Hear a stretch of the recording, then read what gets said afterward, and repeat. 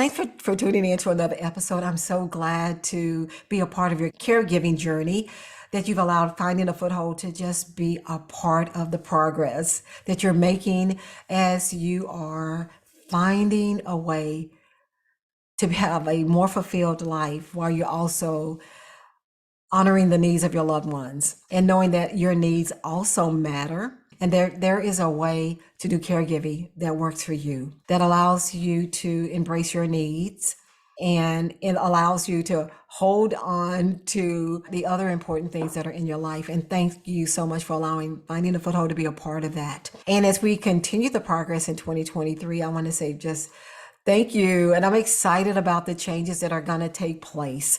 And what I want to do right now is really get you to really reflect on the good things that have happened in 2023. What are the things that, like you made those changes, you're like, oh my gosh, I'm feeling a little bit better about that. I'm not as stressed out as I was before. But then also you are identifying some stressors that are still there. And this year we want to continue to see what we can do to lower that stress. So I'm going to talk about 4 common stressors that I see in the lives of caregivers. And I saw them in my life to varying degrees. And I want to talk about those and get you to find how those stressors affected you in 2022. And what are some things that we can do differently in 2023 to lower that stress and continue that progress that many of you all are making. So there are 4 stressors I want to identify with you. And that first one is that financial stress. It goes without saying, it is a big stressor for many caregivers, not having the resources that they need to hire caregivers that can come into the home to care for their loved ones, and just the added financial stress of the supplies and things that come with caring for someone else. That's it, caring for your loved ones that are advanced in age. And it's even compounded by the fact that many caregivers can no longer work in the same capacity, that you've shortened your hours, you're taking off work more, or you've had to just quit work altogether because you are caring for your loved one and there's no one else that's stepping in. Look, it is a biggie and it is a source of stress for many. But this year I want you to challenge you in this stressor is just continue to look for those payer sources that may be out there. I know you may think, oh, I've done all of that in 2022 and there's just nothing out there. Look, just keep looking. There are many laws and things that are being passed and legislatures that are being passed yearly. And who knows what's going to be available in 2023. And I don't want you to close any doors and don't revisit some different sources. Go back and ask again, see what else is available. Many of our loved ones may not have saved. They didn't know that caregiving, what was needed for their caregiving in their aging was going to not be funded by Medicare.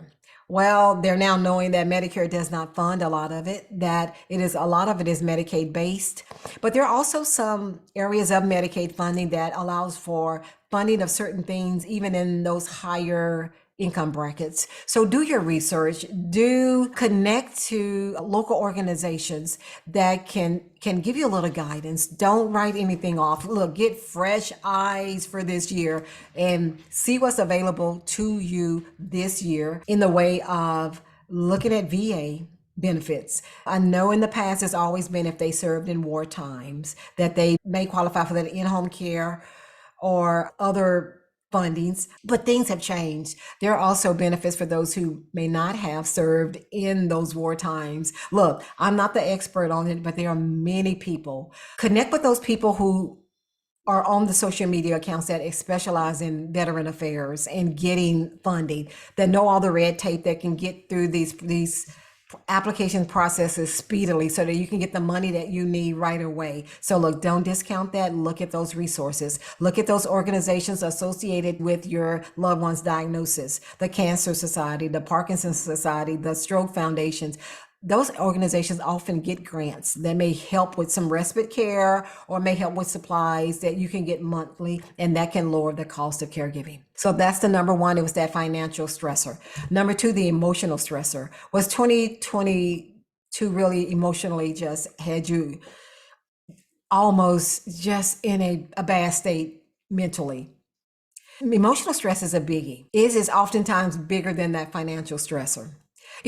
Believe it or not, there are some people who don't stress out about the finances because everything was in order. The funding for the long-term care, all of that was right. But they have a parent that is so emotionally dependent upon them that they only want the son or the daughter to do everything for them.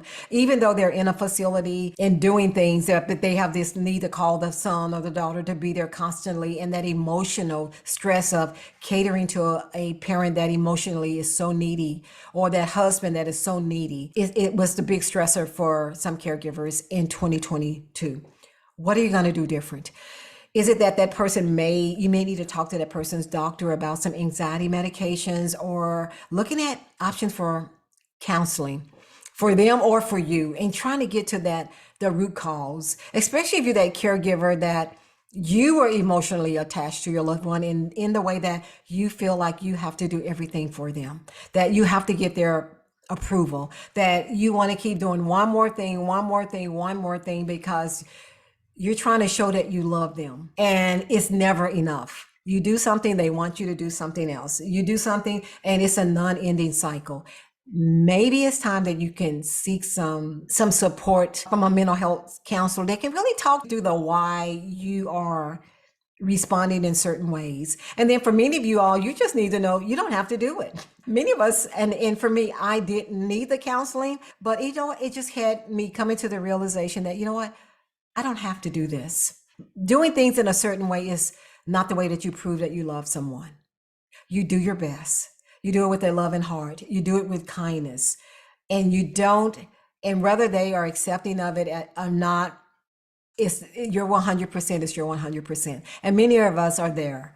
And if you're not there, then there are ways that you can look to get there in 2023. Do not just keep going around these emotional roller coasters that are getting you nowhere. So in 2023, what changes can you make to improve your mental health?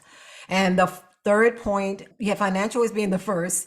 You had emotional stress as the second, and this third one is the physical stress. And oftentimes that physical stress is a byproduct of sometimes number one and number two, that you're doing so much physical things for your loved one because you don't have the financial means to hire someone to come in and do it, or because of that emotional component of wanting to do everything for them, you're physically worn out and you're hurting. When you're working under physical stress, you often don't even realize it, that you're having these aches and these pains that occur repeatedly when you're doing lifting and pulling and tugging. This year, I want you to pay attention to your body and paying attention to the amount of time it takes to do those activities of daily living.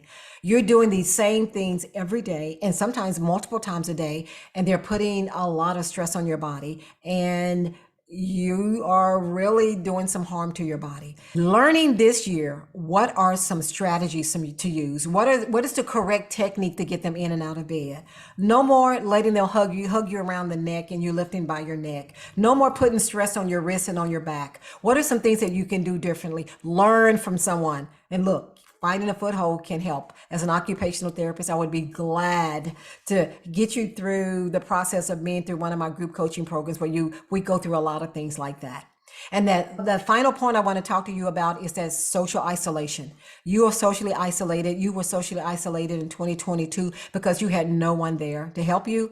And you had to do so many things for your loved one, or you wouldn't accept help from other people, and you were doing so much by yourself that you were, as a result, isolated.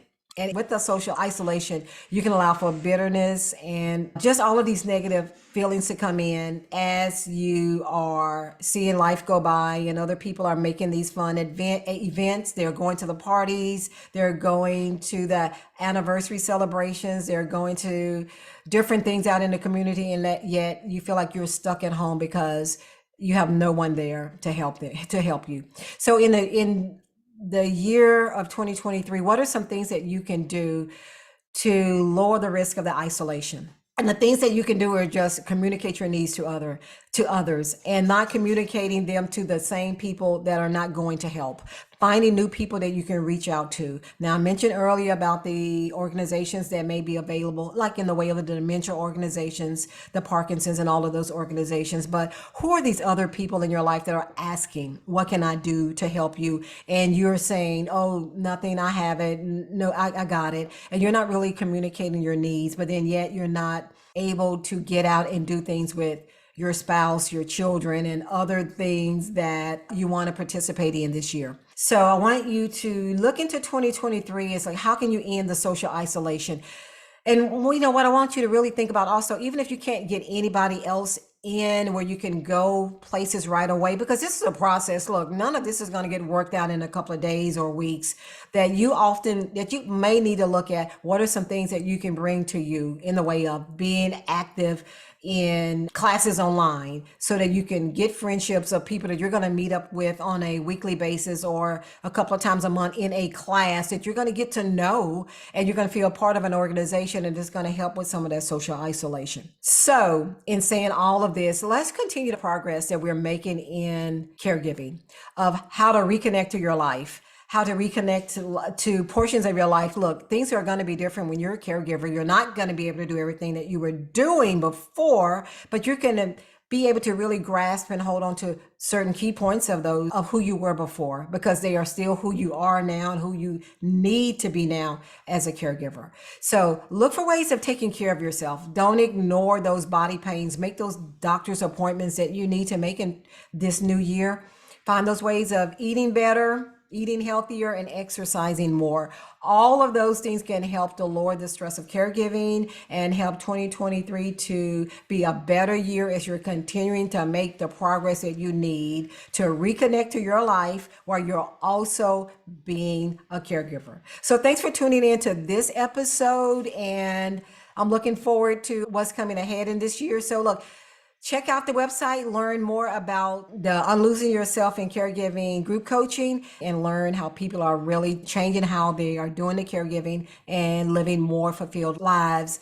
And I want that for you too in 2023. So thanks for tuning in, and I will see you next podcast. And look out for a special guest that's going to be on the podcast next time we meet again, and hopefully it's going to be somebody that you can resonate with that can help you to improve how you're doing the caregiving in 2023. Thank you for tuning in again, and I'll see you next time. Take care.